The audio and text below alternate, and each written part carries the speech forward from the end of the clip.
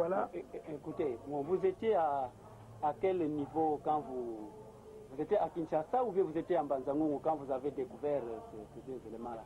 Parce que vous parlez de la prière, vous étiez enfermé dans une chambre, alors c'était où? À Kinshasa ou bien dans un autre village?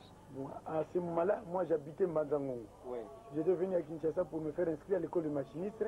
J'ai fait ce rêve à partir de Kinshasa, le rêve d'appel d'un Kamba. Puis je suis allé en Kamba et puis je suis rentré à Kinshasa pour rencontrer le chef supérieur pour un conseil. Après ce conseil, j'étais obligé de rentrer en Banzangongo pour faire des prières. C'est en Banzangongo que j'avais découvert ces deux chiffres sur les murs de briques. Ok, ok. Nos téléspectateurs aimeraient savoir, aimeraient visualiser comment vous avez tiré ces deux éléments du mur de briques. Si vous pouvez les démontrer au tableau, ça serait vraiment intéressant pour qu'on voit un peu que sur le mur de briques non ambi, comme vous venez de le dire, on peut tirer les deux éléments qui ressemblent au chiffre 5 et au chiffre 2. Papa Abeladio, vous pouvez nous faire cette démonstration. Donc vous avez le mur de briques. Le mur de briques est composé de différentes briques. Alors, nous avons découvert en observant le mur de briques que le mur de briques est composé de deux éléments qui ont la forme des chiffres 5 et 2. Vous avez par exemple ici où nous avons renforcé le chiffre 5 et puis là vous avez le chiffre 2. Nous pouvons isoler les deux chiffres. Nous avons 5 là-bas, nous avons 2 là-bas. Nous reprenons encore en renforçant les lignes.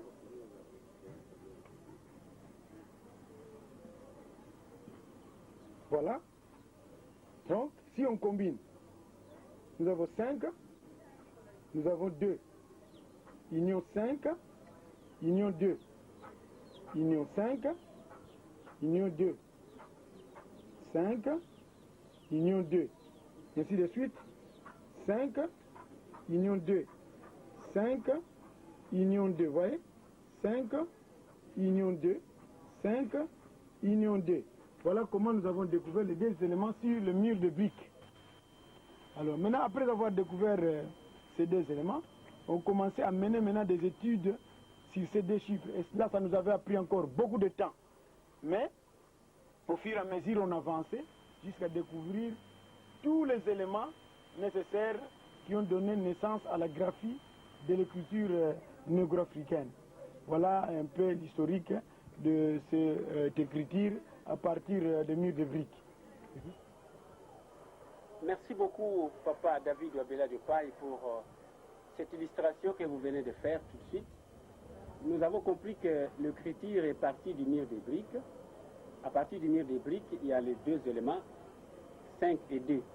Alors, le blanc parle de 5 et 2. Est-ce que vous avez pensé donner un autre nom à ces deux éléments?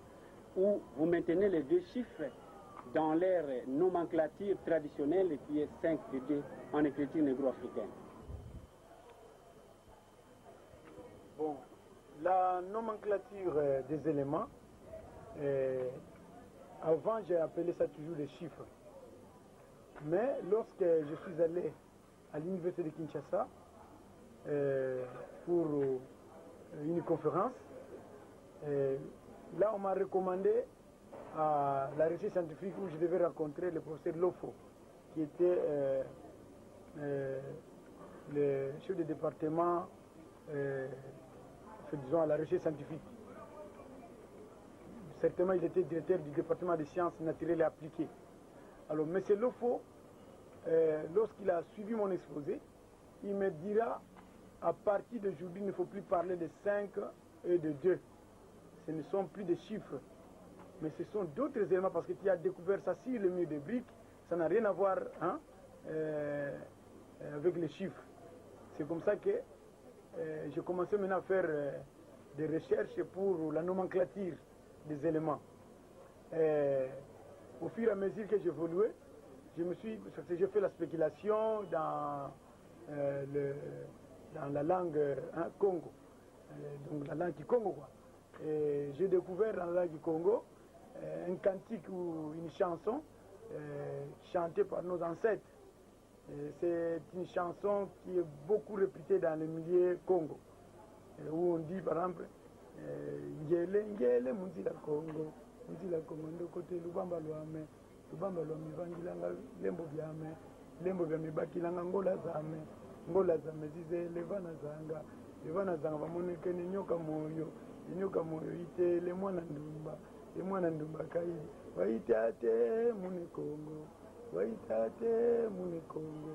mune Congo mwakane ngoma tano zisanga pakundungu pelekete pakundungu pelekete pakundungu. Donc j'ai fait la spéculation, une recherche dans la langue du Congo. Je suis tombé sur cette chanson et j'ai tiré dans cette chanson ces deux noms qui représentent les deux symboles de base de l'écriture négo-africaine Mandombe. Donc 5 nous avons appelé ça Pakundungu et 2 Pelekete. Voilà d'où est partie l'appellation de ces deux noms à partir de la chanson Congo. Je disais que vous avez vécu beaucoup de miracles sur le chemin d'Inkamba. Est-ce que vous pouvez nous parler d'un des miracles que vous trouvez vraiment le plus grand miracle que vous ayez rencontré sur le chemin d'Inkamba? Moi personnellement, le miracle qui a beaucoup plus tiré mon attention, c'est le fait de rester collé au sol pendant plus de 5 heures du temps. Parce que jusqu'à aujourd'hui, je n'ai jamais compris ces phénomènes-là. Qu'est-ce qui avait fait que mes 2 pieds soient collés au sol pendant plus de 5 heures du temps. Et même quand j'étais venu voir son éminence d'Engenda, il avait dit que j'étais dans les 5 contrées du monde, moi, d'Engenda Guntimagis, mais je n'ai jamais vu ni entendu parler de quelqu'un qui est resté collé au sol. C'est seulement dans la Bible où on nous parle de la femme de Lot qui était restée collée au sol et s'est transformée en colonne de sel. 12 km d'Inkamba, après. Mais il y a encore un fait quand même que je peux aussi raconter ou expliciter.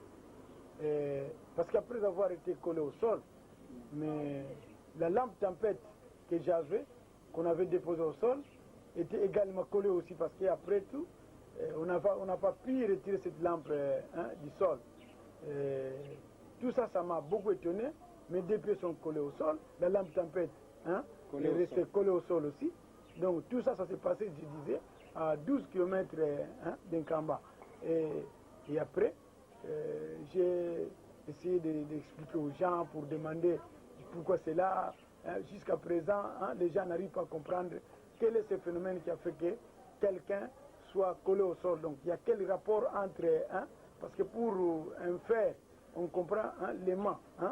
C'est un fer qui d'habitude se colle au fer. Mais quel rapport y a-t-il entre le corps de l'homme et la terre? Ce qui nous a beaucoup plus marqué. Donc moi personnellement,